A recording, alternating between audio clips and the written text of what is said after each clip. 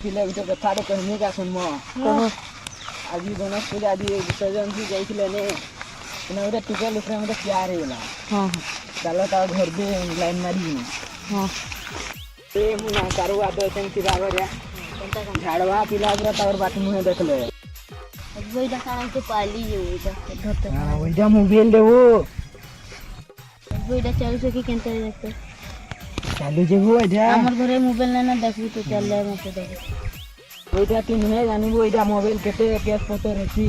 কাটটা পাই বলে চোপরা মোবাইল থানা থি কেস করি দেবা এটা মুই নেনি তুই জানতি পুলিশ থানা সব হ্যাঁ মুই দিয়ে নেছি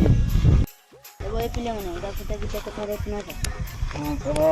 এরা আমি তোকে 10 তারিখ 5 প্লেট খাবো তাই আমি তো মোবাইলটা দিয়ে দিও আমার तुझे 10 टଙ୍କା ଯିବା ନା ଆଉ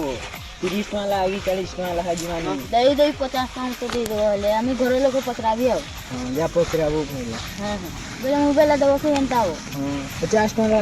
ଦେଇ ନେବି ବୋ ଆରେ